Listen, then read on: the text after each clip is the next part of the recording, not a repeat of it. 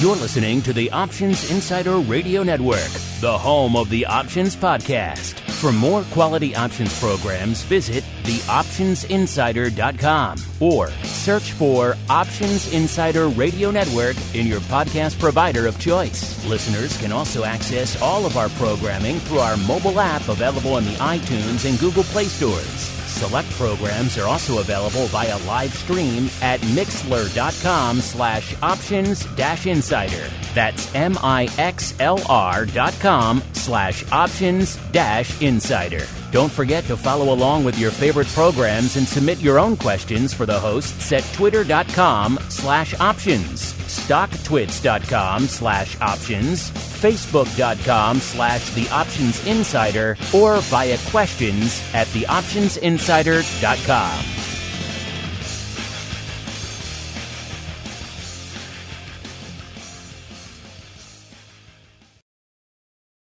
Gold, crude oil, corn, soybeans, and more. With so many tradable products, the futures options market can be an intimidating place. How can you possibly keep track of the latest trading developments across so many different products? Don't worry, we've got you covered. Welcome to This Week in Futures Options, the program designed to help active futures options traders stay on top of this ever-changing marketplace. Each week, we'll break down the top trades, hot products, volatility explosions, and much more. This Week in Futures Options streams live, so be sure to check out our live stream via the Mixlr app. That's MIXLR. Or join our live chat room at mixlr.com/options-insider. Whether you're an experienced veteran or a newcomer looking to separate the wheat from the lean hogs, This Week in Futures Options has the information you can't find anywhere else. This Week in Futures Options is brought to you by CME Group, the world's leading and most diverse futures and options exchange. For more information and educational resources about futures options at CME Group, visit cmegroup.com/options. This Week in Futures Options is also brought to you by FTSE Russell, a leading global provider of benchmarks, analytics, and data solutions. For more information, please visit ftserussell.com, cboe.com, and cmegroup.com. And now, get ready to break down the latest futures options trading activity. It's time for This Week in Futures Options. All right, everybody. That funky tune means it is Thursday, 1:30 p.m. Central, 2:30 p.m. Eastern. Yes, it's time for TWIFO This Week in Futures Options, the program where we break down what's going on the other side of the fence, the futures options side of the fence. Maybe some lean hogs, maybe some WTI, maybe some gold, maybe some equities, maybe some Class 3 milk. You never know what's going to make it onto the show. So I got to tune in every week. You guys, as always, can generate your own reports for yourselves as well. cmegroup.com/TWIFO or TWIO, TWIO. Both of them should work out there. My name is Mark Longo from theoptionsinsider.com, as well as, of course, from the Options Insider Radio Network. Glad to see so many new earlobes joining the network over the last couple of months. We know these are trying times out there. A lot of you stuck at home. A lot of you worried about the market. We're glad to see such an influx of new people over there discovering the network. Been running for a long time. We love all of our listeners, but it's always fun to see new people coming in, new questions, new ideas, new points of view. If you like what you're hearing, make sure you leave a review on your platform of choice so new people can continue to discover the network. And, of course, you have a question or a comment, hit us up. We do love to hear from you guys. And joining me on the program today, first off, holding down the FTSE hot seat, my old compatriot there, Mr. Sean Smith, the Managing Director of Derivatives Licensing over there in FTSE Russell land. Mr. Smith, welcome back to the program. How are you faring out there in the suburbs of Chicago? I know downtown it's been a little bit chaotic, shall we say, over the past week or so. How are you guys faring out there in the hinterland, sir? You know, first of all, thanks for having me on the show, Mark, and it's great to be on the show with you as always. So thanks for that, and I'm looking forward to having an exciting show. The chaos from the city has spread to the suburbs. There's been some stuff going on out here, so we just hope everybody just remains safe and takes care of themselves, and hope that the volatility calms down. Yeah, it is quite literal crazy town over here. As I'm recording these words, as I'm beaming these out to you, Sean, there are literal National Guard troops right outside the door, the entrance to this studio here. So that's where the world is here in year 2020 here in June. We have descended into madness and chaos. But hopefully this show will help talk folks off the ledge. And joining us to help do just that, it's always fun to have someone from CME back in the CME Group hot seat. It has been quite some time, and today I'm pleased to say we're joined once again by Mr. Tim McCourt, the Managing Director, indeed the Global Head of Equity Products over there at CME Group. Tim, welcome back to TWIFO, sir. It has been too long. Thanks, Mark. Good to be back. Good to be on the show. Sean, glad to hear you're doing well. Looking forward to today's conversation. I want to get into all the fun stuff you guys have popping off on the equity space. You do have a little bit of a domain called crypto under your purview there as well. I want to get to that as well. But before we do, obviously, like I mentioned, Tim, you're the first CME person we've had on in quite some time. And I'm not sure if you've seen, but the world has kind of gone mad since the last time you and I chatted and you joined us here on the program. We, of course, had the pandemic kicking everything off earlier in the year. We saw the market, particularly in your domain, the equity space, really just sell off aggressively heading into March, then almost just as aggressively turn around and rebound and rally now. We're threatening, if not at, new all-time highs in a lot of the major indices out there right now. So it's been unprecedented times. From that perspective, of course, we have the entirety of the market pretty much operating in electronic capacity these days, which was completely unforeseen. Remote working, as I mentioned, National Guard troops there in the major cities, rioting, civil unrest. A lot has happened since the last time you and I chatted, Tim. So let's start there. Walk us through, first off, how are you and your family doing? Hopefully things are well. And then B, what's it been like from your perspective over there at CME navigating these unprecedented times? Of course, there's no more trading on the floor, but also just the historic movements we've seen in the equities and having to remote work and all these challenges kind of hitting your team at the same time. What's it been like for you and the equities team over there at CME, Tim? Yeah, thanks, Mark. And family's doing well. Thanks for asking. I think one of the bigger challenges we have in this environment is more just managing the remote learning for my kids who are still school age. But it's been certainly an adjustment for everyone. And I think what's interesting is when we look at the backdrop of the volatility we're seeing, there's lots of simultaneous and concurrent changes going on. And I think for the most part, when we look at how the market has responded and how CME systems and products have responded here in the equity index landscape, things have held up reasonably well and, performed as designed. I think that's exciting to watch when we look at some of the volumes that have been going through, some of the index moves in terms of the large percentage, movement to the downside, to the upside that you're alluding to. The fact that I think right now, year to date, we're seeing double-digit differences between the returns on the S&P and the NASDAQ. So there's lots of things going on in the marketplace. And I think it was only heightened by everyone's personal circumstances as well in terms of moving to work from home, trading firms and businesses moving to business continuity plans. But for the most part, notwithstanding the market volatility, everything's worked really well. I think we're really pleased with how things have performed. And I think it's just a great example of when you look at the totality of the tools and resources at CME Group, in the equity land, whether it's E-mini futures, micro E-mini futures, options, block trades, Globex. These are all things that really help the marketplace and our customers manage their risk and access the market when they really needed it the most. Yeah, these are insane times. I mean, we mentioned before, not only are the trading floors not operating right now, but you guys are remote. I mean, so they're having to manage all that, not even be able to go into the office. Who'd ever thought we'd be in such circumstances? Yet that's where we find ourselves today here, Tim. But you know what? Some things can remain normal, like how we start the show off every week, where we break down what's moving and shaking over there on CME over the course of the past week. You're our guest this week, Tim, so you get the pride of place. You get to choose where we start our journey. Should we go to the light side, aka the upside, Tim, or should we go to the dark side?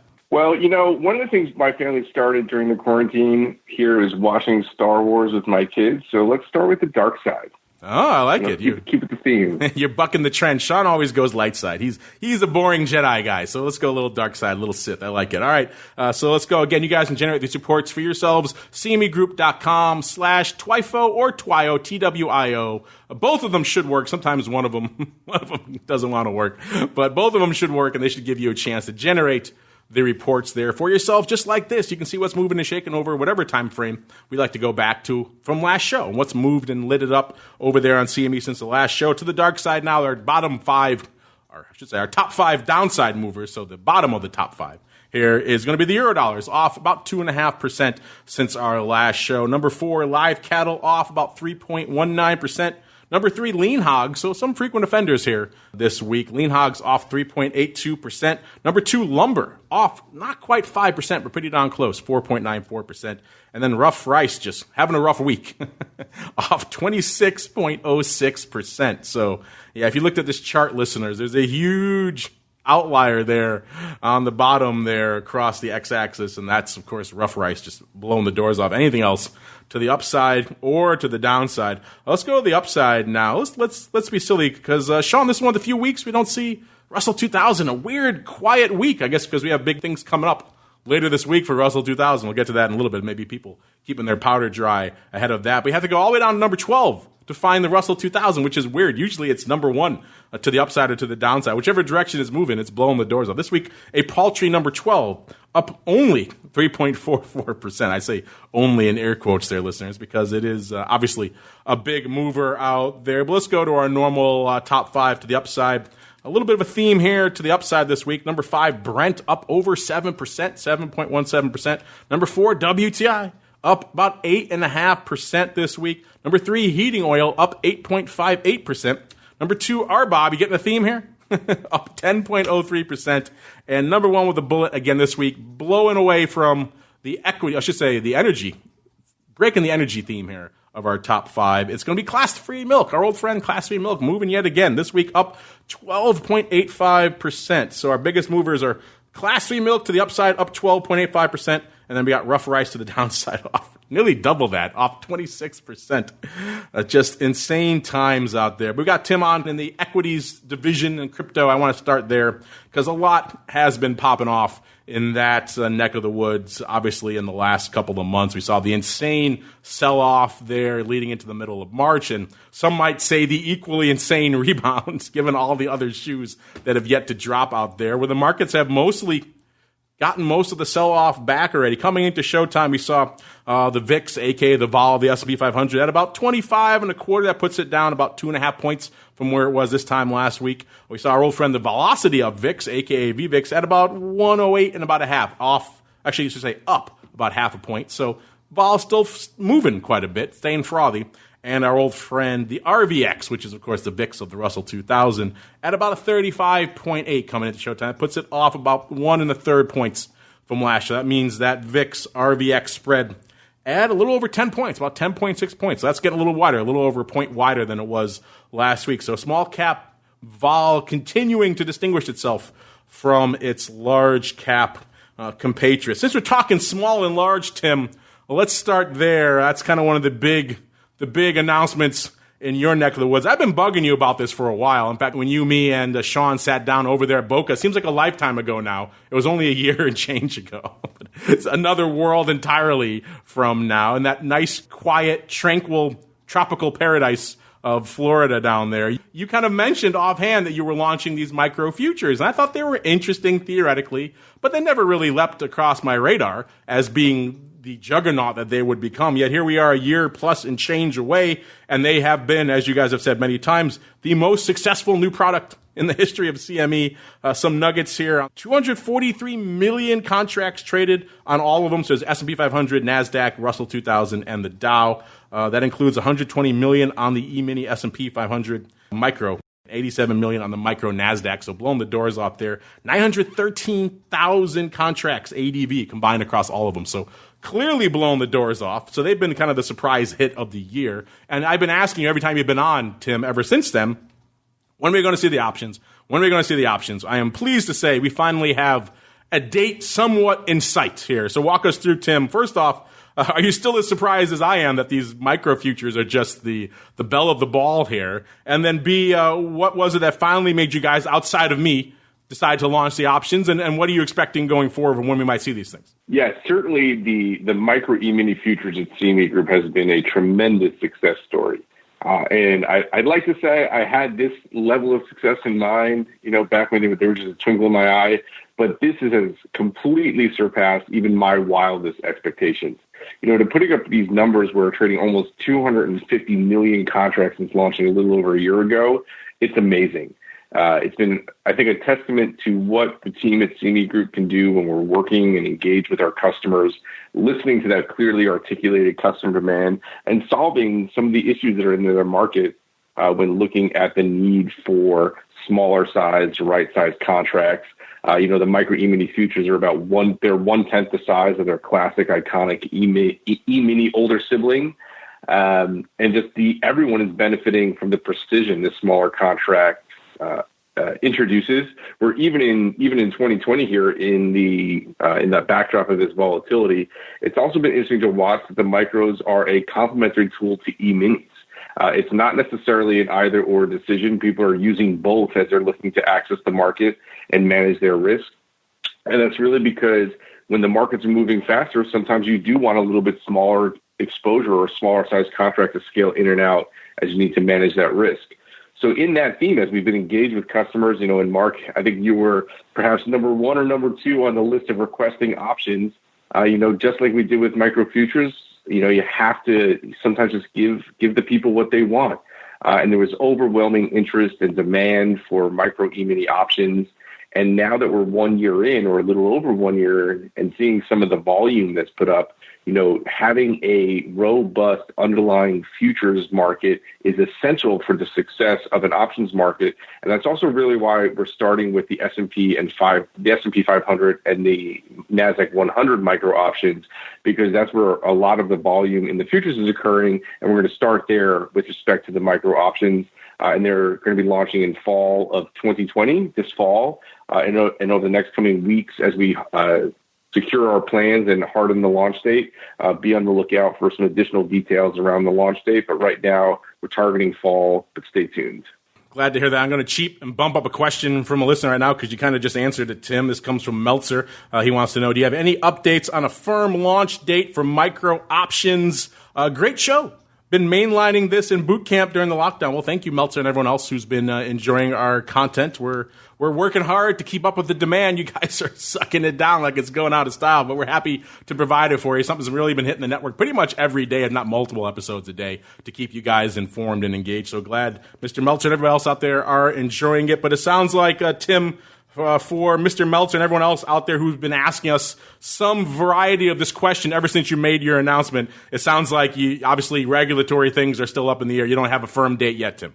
No firm date yet. Just a few more weeks, though, and don't worry, we'll be shouting from the rooftop, and perhaps we'll be back on TWIFO celebrating the good news. I like it. That's quick. So, and given this regulatory environment and how the fact that the folks at DC may have some other priorities right now, I'm glad to hear you think you're going to get a date that quick. So that's good. I was planning many months before we would hear a solid day. So there you go, Meltzer, and everyone else who'd asked that question out there. Maybe a light at the end of the tunnel, perhaps sooner than you might think. And, it is funny when we look at the contract specs for this. So you kind of just mentioned it, Tim. These are 1/10 the size of the E-mini, which is already a reduced size contract. So when you think about it in that perspective, it's hilarious, yet they're blowing the doors off. People want these things. So who am I to stand in the way of the customer and client demand out there? Sean, we talked about these before on the show, and I think you kind of echo my sentiment that they have been this surprising. Everyone thought they'd be popular, but I don't think anyone thought they'd be this popular. Are you still as amazed as you see these numbers, 243 million contracts and things that the micro futures are doing as well as they are doing, A? And then B, are you as excited as it sounds like a lot of our listeners are that we're going to have some options soon, Sean? I'm very excited, and the success of these products and to have Russell 2000 as part of that suite of micros is just fantastic. And, over a year, volumes have over tripled, and just the Russell 2000 micros as well. So it's my hat's off, and again, congratulations, Tim, on an incredible launch and an incredible product that has just been exploding in volume and interest in the marketplace globally. So I'm just, I couldn't be happier for you guys. So congratulations. Well, since we're talking small, let's flip the script and let's go big. Let's go super sizable. In particular, massive institutional S&P blocks. That's where we're going next, listeners, because I know, Tim, you guys have made some changes, particularly since all the tumult over there in the middle of March. These are obviously things people like to put up OTC quite a bit. You guys made some changes to entice even more of that flow over there onto the S&P. On the 16th, back in March, you reduced the minimum block threshold down to 50 contracts. So people might think these have to be sizable. I was joking earlier. You can do 50 contracts if you want. Granted, these are on the beefy, big S&P contracts. You're not talking micros anymore, a tenth of a already fractional contract. You're talking the big full-size contract. But still, it looks like some interesting results of these changes here, Tim. Looks like between March 13th and April 30th, right after you made these changes, about 2,300 block trades have gone up, over 500,000 contracts. In the big S&P, the 250 multiplier out there, which would be obviously about 2.8 million contracts in E-mini land. So walk us through what prompted you and the team to make these changes at the height of the madness, at the height of the sell-off, Tim. And it sounds like, so far at least, the results are proving themselves out there in the volume. Yeah, absolutely. And as I kind of said in the intro, there are lots of tools in the toolkit here at CME, and this is certainly one of those examples that is proving useful during these unique times in the work-from-home environment and when the trading pits are closed. I think it was maybe 2 summers ago, we introduced a rule change at CME Group on the big, $250 multiplier options that allowed individuals or market participants to execute a block trade in options and cover it with futures such that it could be delta neutral. That always had a higher minimum threshold in terms of contracts where you had to do a block around 250. These are designed for, those capital commitment trades, the slightly larger trades that require that human element and that private negotiation to get these trades done. Some of that same style of trading also used to occur in the pits, before March 16th when they were closed because of the pandemic. Now, lowering the block threshold, what we were able to do was provide another tool that somewhat, but not perfectly, replicated some of the transactions that were occurring in the pit. So we've now done, those almost 2,500 block trades, several 100,000 contracts have traded, and they're not just in outrights that are across 13 strategy types, including butterflies and condors and straddles. So people are really using this to manage some of their complex trades, trying to seek some of that capital commitment with respect to price discovery. And it has all the benefits of a block trade at CME, where it's privately negotiated between 2 participants. That means 100% of the trade can be negotiated and consummated and reported to the exchange. There's no breakup risk. And when we look at futures and option on futures in terms of capital efficiencies and margin efficiencies, doing so is often a pretty cost-effective way to put this strategy on versus some of the other alternatives that are in the marketplace when the trading pits are closed. So I think we've been really proud of the fact that we've been able to adapt to these circumstances, lower the block threshold to 50 contracts during these times to really help better serve the marketplace and our customers so they can still manage their risk while the trading pits are closed. Yeah, you brought up the complex transactions. Obviously, as you mentioned, this is meant to target that audience. And, one of the concerns when the trading pits were closed, particularly when it came to the equities, and of course, Eurodollar is another one as well, but that's where a lot of these complex transactions tend to live, is in the large equity option trades out there. And those are historically been difficult to replicate on an all-electronic platform. It sounds like these contract size tweaks are certainly something to help. But it seems like, looking at the numbers, Tim, we haven't seen an inordinate impact as a result of some of the loss of some of that complex order flow. Sometimes you hear people just don't want to migrate that flow, or they try to find alternatives to doing those complex orders because they are somewhat onerous just from a logistical perspective. Have you been surprised as well that we maybe haven't seen as much of an impact on that complex flow, given the fact that everything, at least for the time being, is still 100% electronic, Tim? Yeah, I think it's a good question. I don't necessarily think I'm surprised. When looking at in the equity landscape, the electronic E-mini option complex is fairly robust, and there's a certain amount of strategies and trading that goes on there. I think what's important is when we look at some of the benefit that the pit has historically provided, it was around providing that human interaction around being able to work the order, kind of line up the trades and things like that. And all of that can still happen in the upstairs block market with some of these changes. So I think we're seeing the same type of participants involved in the block transactions that were trading in the pit and on the screen before. So I think this is just really a way of us working with the marketplace to understand what are their risk management needs and how can we react quickly to make sure they have a continuity of experience and being able to trade in a similar style. So not necessarily surprised. I think this is what we prepare for and we're constantly thinking about at CME. But I think it is great to see that people have adopted it. People have been flexible in their ability to transact and manage their risk during these times. And the feedback from customers has been fairly positive, in terms of being able to still maintain their trading strategies and manage their risk. I think it's been encouraging to watch, and we'll continue to engage with customers on a go-forward basis to make sure we're still enabling their ability to manage their risk and access the market. Mr. Sean, we can't roll out of equities without touching on the big day, the big dance. Starts tomorrow over there, June 5th, over there in Russell Land. Keep us abreast, sir. What's cooking off? What's popping off? What should we be paying attention to tomorrow and in the coming weeks in Russell Land, sir? Thanks, Mark. Well, as you know, the Russell annual index rebalancing process has begun, and FTSE Russell is looking to capture those changes in the market so that our U.S. indices, our Russell U.S. indices, continue to reflect the true U.S. equity market, right? So with that, June 5th, tomorrow, is the preliminary, I say that word 3 times, preliminary U.S. add and delete list. It gets posted on our website tomorrow night at 6 p.m. Eastern time. So there will be lots of eyes looking at the preliminary list that comes out tomorrow night. There you go, June 5th. Stay tuned, FTSERussell.com for all the info on that. A lot of you have been hitting us up saying, this is a recon you're going to pay more attention to, given to all the other factors that are playing at work in the marketplace right now. We understand, I get it. So pay attention tomorrow, June 5th out there. Tim, we could probably talk equities the rest of the show. There's enough to parse there, but we have to touch on some other products first. But before we do that, before we leave equities really quickly, if there are any other nuggets, maybe you have some new product announcements you want to surprise our audience with, have at it, sir. The floor is yours. Oh, man, I think one of these days I'll surprise you and take you up on that offer. But, certainly everything we have out there right now is... It's just me, you, and Sean talking here. That's all. I know.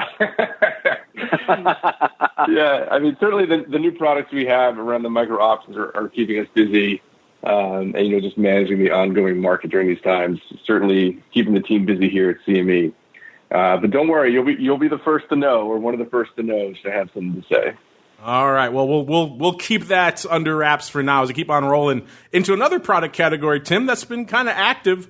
We pay attention to it every week. We have a whole show devoted to it now. Check it out if you haven't, listeners. The Crypto Rundown. Every Monday, we record it and stream it live after the option block, usually around 2 p.m. Central, 3 p.m. Eastern is when that show fires off. A lot of you new folks have been discovering that one as well.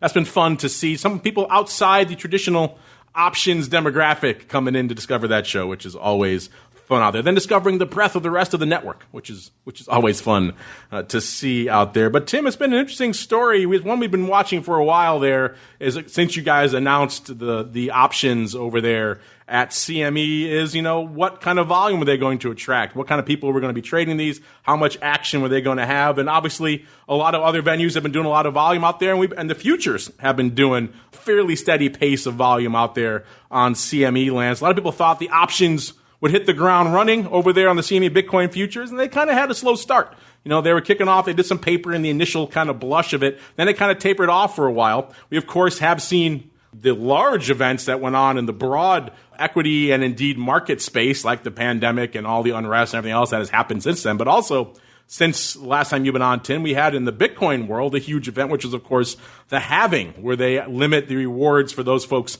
mining it. So kind of therefore limiting the supply should theoretically have an interesting impact on the underlying as a result. So that's a big driver typically of a lot of volatility, hopefully a lot of volume. And we have seen an interesting uptick over there on CME options coming in and indeed coming out of the halving. I think coming out of the halving is even more interesting and more surprising because you don't have that event anymore, Tim, to really drive the paper. Yet in the last couple of weeks, we've been noticing some big prints going up out there in CME. Looks like some verticals going up in June, 1100, 1300 vertical, going up recently out there, as well as July, more OI building out in July. Verticals are the trade du jour.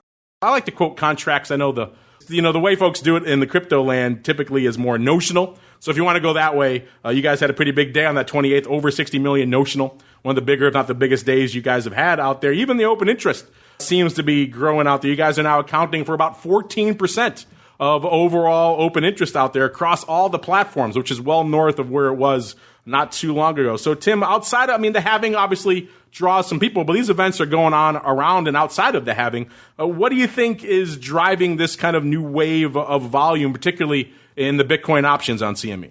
Yeah, it's a great question. And I think, since launching Bitcoin futures back in December of 2017, it's been another great story for CME. The futures have had great success, trading just about 9,000 futures contract per day here in 2020. And as you mentioned, we launched the options back on January 13th. And they're doing great. I think as listeners on this show know, it takes a while for option markets to develop. Something as new as options on Bitcoin futures, where Bitcoin futures are still only a few years old. There's a lot of learning curve. And I think the customer pipeline is still one where people are getting onboarded, they're getting set up, they're devising their strategies. And I think that's really what we've seen some of the activity the last few months is certainly the halving was a event that was influential on risk management and people expressing views around what would that do around the price point of the event itself, and also in the following weeks thereafter. But I think what's been more interesting is when we look at the continued adoption by customers, I think that's a better story here for the growth of Bitcoin futures and options on Bitcoin futures at CME. We recently just hit a record of large open interest holders in Bitcoin futures at 71. So that's in terms, not only is the OI growing in contract terms or in dollar terms for all our, as you said, as the crypto native friends out there like to focus on dollars, but not only in contract terms, but in number of people holding, large open interest positions is now growing to a record north of 70 over the last few weeks. So I think you're seeing the same thing. We're having new customers come online trading the options. We're having more customers trade more as they get more and more comfortable with the product. So these are all great growth trends. And certainly what we're seeing is that's not slowing down. We're constantly working with customers to get them on board and into the product and help the marketplace figure out how they can use the futures and the options on futures that both are effectively tied to the Bitcoin reference rate. They're financially settled. How can we get this part of their toolkit for crypto traders and crypto risk managers, as well as some of the institutions that are coming online? So it's a great growth story. The pipeline remains strong. And I think it's certainly something to do with the halving. That's always I think that was a popular story for a few months leading up to it. But I think the real story here is continued customer adoption. Yeah, I'm looking at the numbers right here, and you're right, they have been growing pretty steadily. The futures, obviously, have been a success story almost from the jump, and they're doing about ADV, about 8,500 contracts right now. It's up 15% from this time last year. OI also pretty strong, up quite a bit to 10,000, almost 11,000 contracts. That was the high back on not too long ago, May 19th of this year. And the options also ticking up as well, ADV of 81. That sounds like not much, listeners, but it's from a low number. That's actually quite a bit. And of course, that's got a multiplier to it. So it's actually over 400 equivalent Bitcoin out there. And you had a big day, like I mentioned, that day of the verticals, May 28th, putting up 1,418 contracts out there. So it seems like folks are starting to discover these products even more. I've said this before, Tim. I'm going to put this request into you again. I think if CME does it, you could lead the way for the rest of the industry. It drives me nuts, this trend of quoting notional volume. I can't stand it. It's so confusing. It's not at all. You do some deep option contract. That's got a huge notional. It doesn't really mean anything. So I'm going to ask you again, Tim. The CME can only disseminate contracts back from now on. Maybe together we can fight this trend, Tim. What do you think? Sounds good. We'll fight the good fight for contract-only communications. I think it's that's the way we always looked at it. I think the crypto market uses dollars as the convention, but I think for us, where we're also looking at, we're a lot of times interested in quarter over quarter, month over month trends, and you have the Bitcoin price moving around a lot as well. Contracts is, I think, the more unifying common denominator to really tell the growth story. Yeah, I think the combination, Tim, you guys over at CME and us whispering in their ears, maybe we can push back against this horrible trend coming out of the crypto space where everyone just throws out notional numbers that are completely meaningless out there. So let's see, Tim. That'll be our combo for 1-2. So there you go, listeners. Everyone who's been asking what's going on, what's the status with crypto. There you go. Really quickly, Tim, same question I had for equities. People are always hitting us up on the show and indeed on the Crypto Rundown show. What's cooking over there at CME land? If you just want to tell me and Sean and nobody else what you guys have up your sleeves, maybe some interesting teases you want to leave our audience with when it comes to crypto, sir, have at it. The floor is yours. I think a common thread here is, options are keeping us busy for sure. Like equities and like on Bitcoin here, the team is really focused on trying to make sure that the Bitcoin options become a success in their own right and really take a foothold before we start looking to branch out into other things. But stay tuned. We will stay tuned indeed. A lot of you have been staying tuned and indeed glued to all things energy of late. In fact, they're dominating our top 5 yet again, so we have to at least touch on WTI yet again. Another week, oil back in the headlines to the upside this time, so perhaps the bulls finally finding some solace in that. Coming into the start of the show, we saw WTI a little bit north of the 37 handle, about 37 and a third. That's up over 5% just this week, 5.16%. So again, the upside story continuing, at least for now, out here in WTI, rebounding from the madness that we saw not too long ago out there. Coming into today's show, we're seeing the July contract dominating the tape. It's got about almost exactly 2 weeks to go, about 1 day less, 13 or so out there. And it's the 40 calls that were lighting it up, but it's about 36, almost 37% of the overall paper going up in that July contract. So the front contract dominating the tape, not surprising out there. Vol coming off a little bit. Again, that's not surprising as well. In that contract, we're seeing it off about 2.5 points. You get a little bit farther out, and Vol's off about out to SEP or so. Vol's off about 1.5 points out there. So you're talking about 21 and change in the front month from an at-the-money vol, and out to SEP down about a little bit shy of 18, about 1780 or so out there. So vol coming in quite a bit from the astronomical levels we saw out there not too long ago. Since we're talking vol, let's look at skew. Usually I don't look at contracts that are closer than 2 weeks to go, but we'll make an exception. This is almost 2 weeks out here, and this is where most of the paper is going up, about 37% of the paper. The puts last week in this July contract were about 4.5% rich to the at-the-money. This week, they're 12% rich, so puts getting bid up. Perhaps reflecting a little bit of concern out there that these levels threatening 40 won't last. We shall see. Let's look at the calls out here. That's kind of been the story everyone's been watching. The calls were 1.9% cheap to the at-the-money. This week, they are 7.6%. So even though we're rallying, calls continue to come in. Remember, that's a very near-dated contract, so take some of that skew with a grain of salt. But still, not getting a large bid to the calls, even though the biggest print we saw out here this week was in the 40 calls. Again, as we're getting closer to that 40 strike, makes sense that that would dominate the mind share out there for a lot of you. It's been printing pretty much all week. The big day was actually Monday, almost 5,000 going up, 49.35 on Monday, and about 2,800 Wednesday, 2,000 on Tuesday, and about 1,200 today. A good chunk of that opening. So total, actually, now we've seen more actually tick in, a little over 11,000 total on the week here there. So opening on the 40 strike, not exactly surprising, not enough to bid up that skew, though, which is kind of interesting. And then hot on those heels are also the 30 puts. So we got nice little tight risk reversal, about 9,300 of those going up this week. The lion's share going up Wednesday, 3,800, about 3,000 on Monday. The rest kind of scattered throughout the week. Not much today, only about 600 and change today. And that's slightly opening, so we've seen a little back and forth on that strike, but enough to obviously bid up that put wing pretty aggressively. Let's go out a little bit beyond just the next couple of weeks. Let's go out a little bit farther. Let's go out and see what else we're seeing. 40 strike was pretty popular, but also the 30 puts out here in August. We're lighting it up to the tune of about 6,600 this week, and we got 40 calls trading out here in October, but pretty light, only about 1,700 or so. Let's go out to Dees. That's where level heads usually can be found out here in WTI, and it looks like the 30 puts are leading the dance out there to the tune of about 8,400 and change. So longer term might be a little bit of a concern to the downside. As reflected in the skew as well, the puts have gone from about 3% rich in Dees to about nearly 6%. So getting bid up out there in the 30 puts in Dees. So maybe crude bulls take that as a bit of a warning or a bit of a grain of salt out there that perhaps not all is bullish out there in crude land. You know what is bullish, though, at least from an overall volume perspective, are your questions. I want to get some of you more on the show. So without further ado, let's head on into your futures options feedback. It's time for your questions, comments, and insights. It's time for Futures Options Feedback. Submit your questions at twitter.com/options, facebook.com/The Options Insider, stocktwits.com/Options Insider, or via questions at theoptionsinsider.com.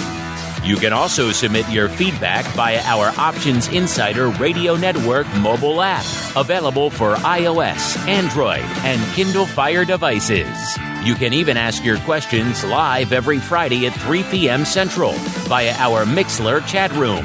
So grab the Mixlr app or just search for Options Insider at Mixlr.com. That's MIXLR.com.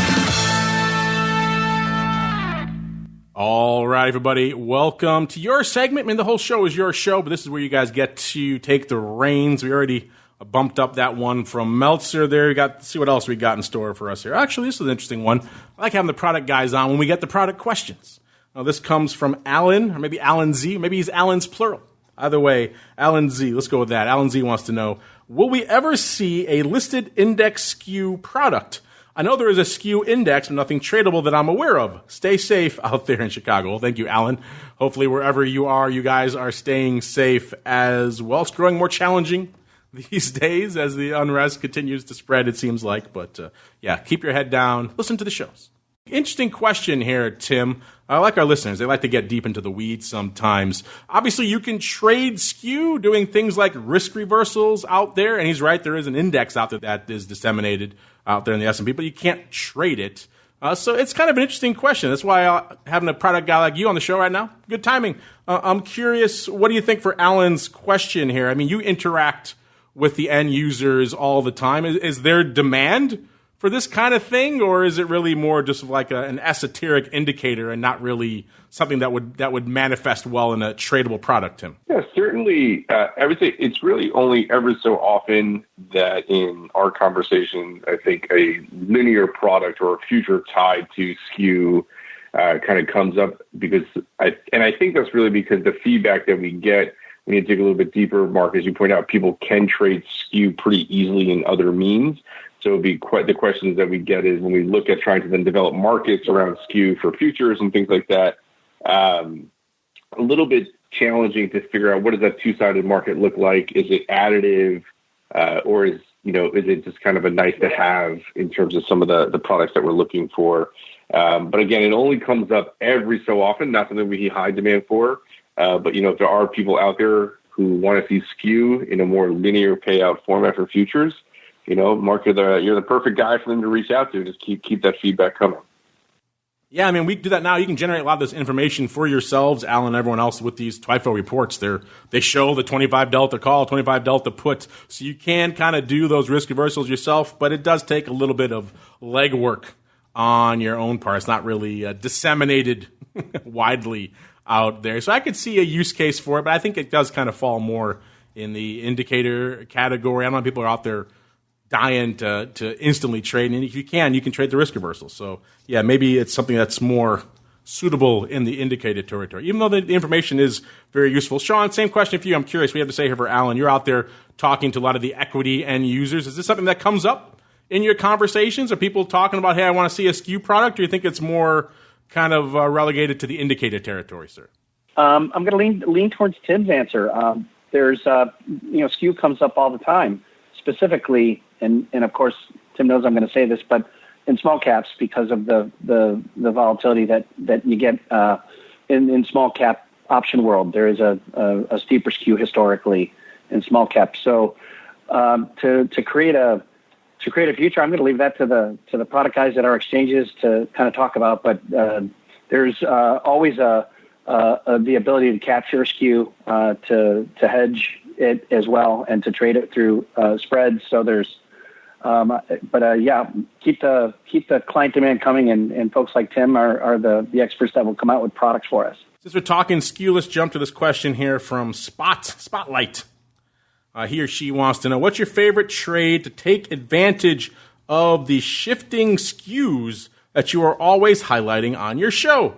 How should I best take advantage of this info as I feel it's very actionable? Well, you're right, Spotlight. It is. It is very useful info because it provides you a lot of idea about what's going on from an overall sentiment perspective and indeed an order flow perspective. In an underlying, you could talk about those other indicators that you want, but that's what actual order flow is doing out there. It's kind of like a straddle. It shows you what real money is actually trading and what they're thinking about the outlook for the product. Now, it's not always 100% just because you see a call wing is bid doesn't mean the underlying is going to rally and vice versa, but it is a good idea of where the large-scale customer sentiment is lying in a product. And we were just talking about risk reversals there, Spotlight. That's usually the number one kind of go-to skew trade out there. Usually it's selling a put and buying a call. If you're bullish, vice versa.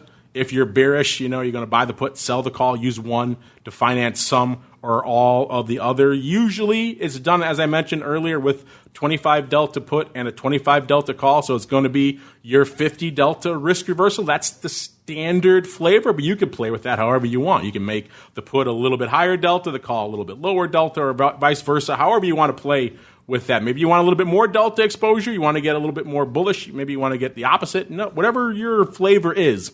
But risk reversals are typically the go-to trade for that type of skew trade. But anything really that's going to be long and broad and really extend across the options chain for a distance is going to have a similar effect. So you could do the same thing with just a vertical. Maybe you do a deep in the money call on one end and a farther out of the money call on the other. If you're going across the options chain like that, it's going to have a similar skew impact to you. You are trading skew there, whether or not you're aware of it. So any sort of wide vertical type trade is going to have a skew component to it. But in general, the go-to skew trade typically is a risk reversal, either bullish or bearish. The bearish end, if it's done against an underlying trade, usually also known as a collar out there. So a couple of different flavors of it, but it's usually 25 delta call, 25 delta put. Some people like to play 30 and others. You can play whatever delta you want, but that's usually the trade there, Spotlight, that people are looking at when they're looking at trading. So that's why we give you that info, because it's informative. And maybe just, for example, if you hear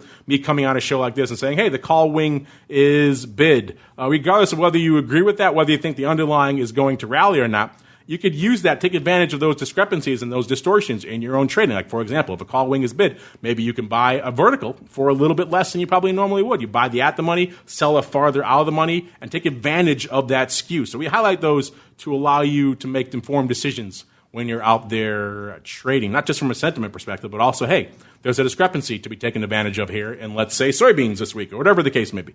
And that's why we highlight that stuff for you out there. All right, let's see. Got some other ones floating around in here. Got a last one here. I know this is going to be a hard one for you, Tim. I was chatting with you about this before the show. We get this question all the time. I know this is not in your wheelhouse, so I won't even bother making you answer it, but I'll do it for you here.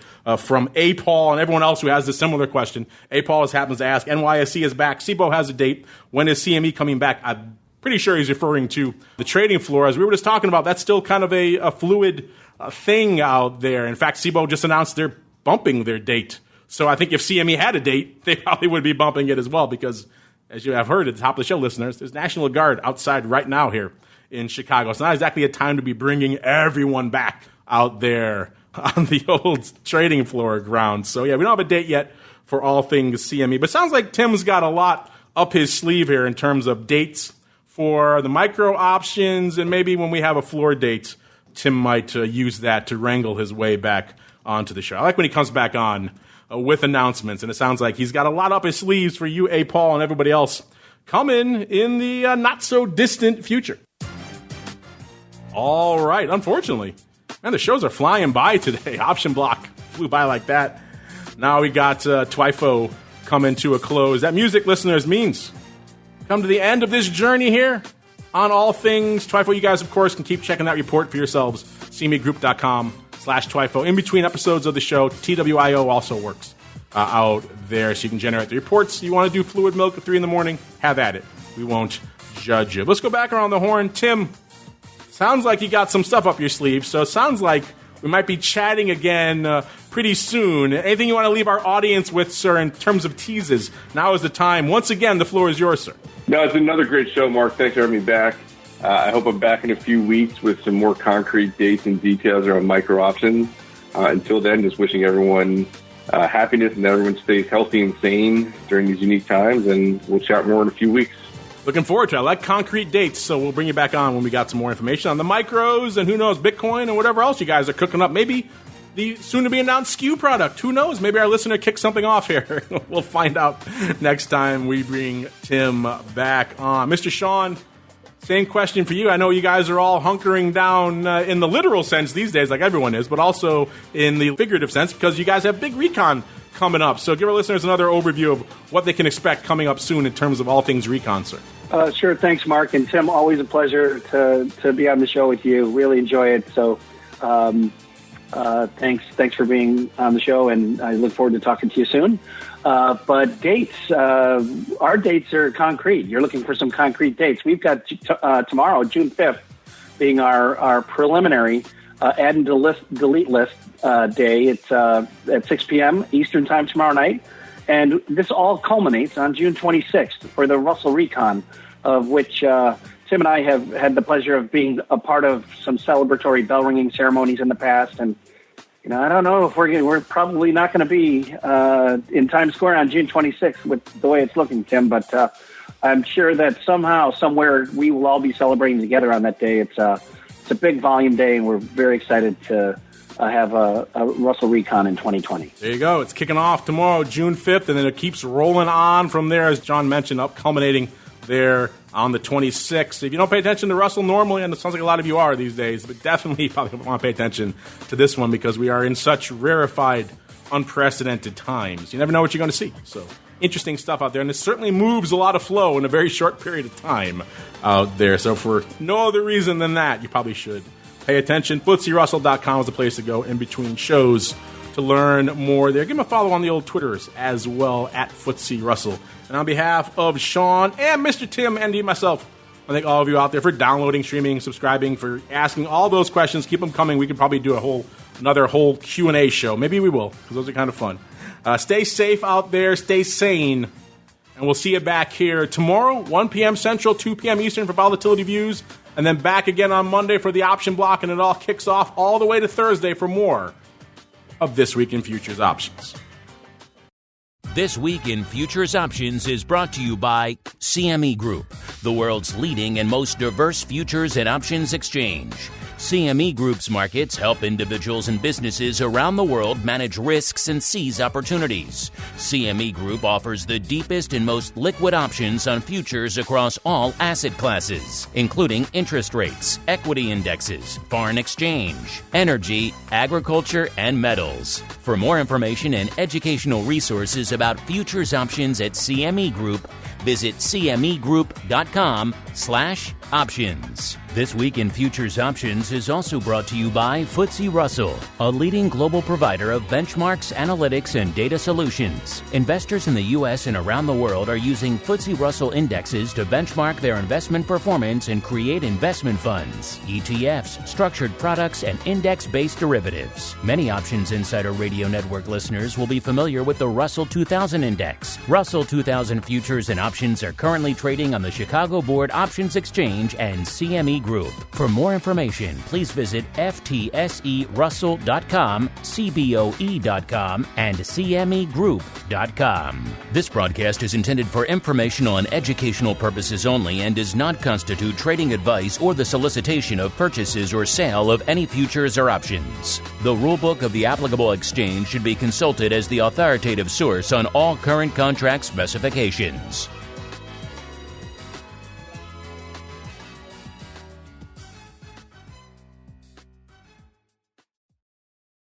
You're listening to the Options Insider Radio Network, the home of the Options Podcast. For more quality options programs, visit theoptionsinsider.com or search for Options Insider Radio Network in your podcast provider of choice. Listeners can also access all of our programming through our mobile app available in the iTunes and Google Play stores.